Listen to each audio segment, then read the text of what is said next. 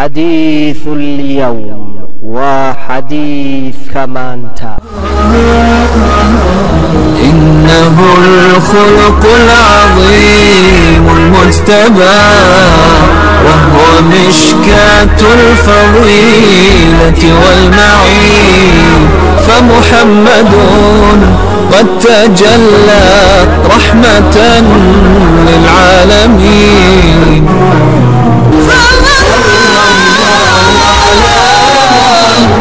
صلى الله عليه وسلم صلى الله على محمد صلى الله عليه وسلم صلى الله على محمد صلى الله عليه وسلم. قال عبد الله بن مسعود رضي الله عنه: جاء رجل إلى رسول الله صلى الله عليه وسلم فقال: يا رسول الله، كيف تقول في رجل أحب قوما ولم يلحق بهم؟ فقال رسول الله صلى الله عليه وسلم: المرء مع من أحب. متفق عليه. وحير عبد الله بن مسعود الله رالها كهذا وحا يمد rasuulka ilaahay sallallahu alayhi wasallam nin markaasuu ku yiri: rasuulkii allow, maxaad ka leedahay ninka duul jeclaaday haleelise kari waysan? markaasaa rasuulku sallallahu alayhi wasallam ku yiri: qofku wuxuu la jiraa cidda uu jeclaaday. bukhaari iyo muslim ayaa soo saaridiisa isku raacay. haleeli kari waysan macnuhu waxa weeye camal ahaan, booska ay gaareen ahaan iyo fadliga ay dheeraysteen awgood. wuxuu la jiraa cidda uu jeclaaday macnaheedu waa cidda uu adduunyada inta uu joogo jeclaystay ama jeclaaday inuu camalkooda sameeyo oo uu gaaro. wuxuu la jiraa cidda uu jeclaaday booska uu aakhiro helo. maxaynu ka faa'iidaynaa xadiidkan? kow, meekhaanka lagu gaari karo in qofku jeclaado dadka wanaagga sameeya, rajeeyana in uu gaaro. labo,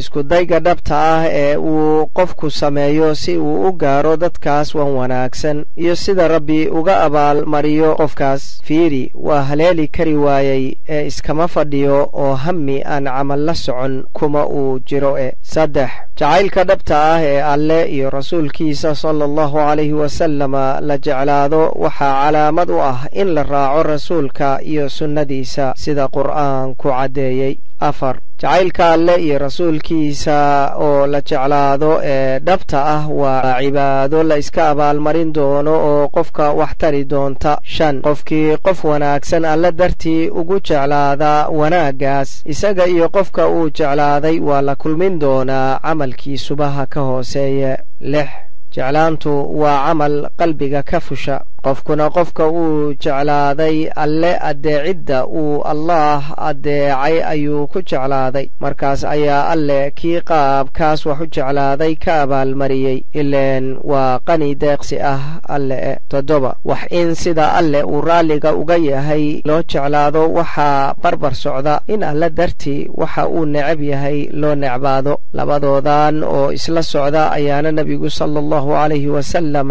xadiid ku tilmaamay in ay tahay tan ugu adag guntimaha iimaanka. sideed, qaabka rasuulku sallallahu alayhi wasallam uu u jawaabay waa caam oo qofkii qof kale ku jeclaada ama u jeclaada xumaanta uu sameeyo ama fisqiga uu ku jiro ama dembiga uu galo ama xataa wixii iska maala yacni ah ee qofkaasi uu dhex dabaasho, way soo hoosgalaysaa in isna lala simi doono meesha qofkaasi uu camalkiisaas ku gaaro. xoogaa faahfaahin ah ayaase ku jirta oo aynaan halkan ku faahfaahin karin.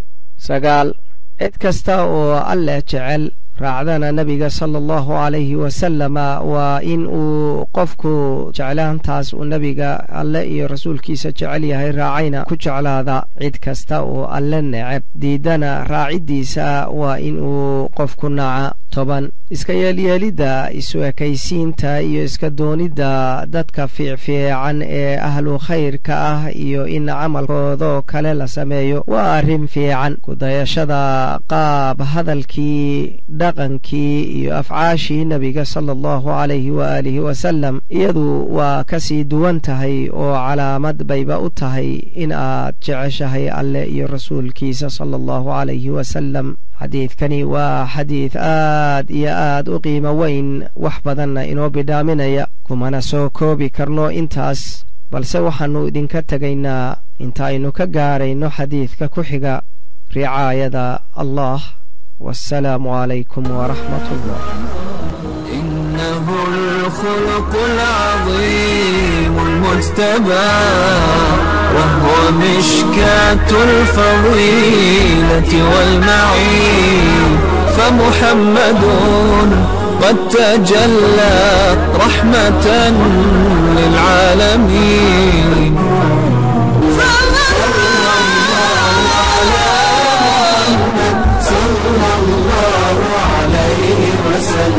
صلى الله على محمد صلى الله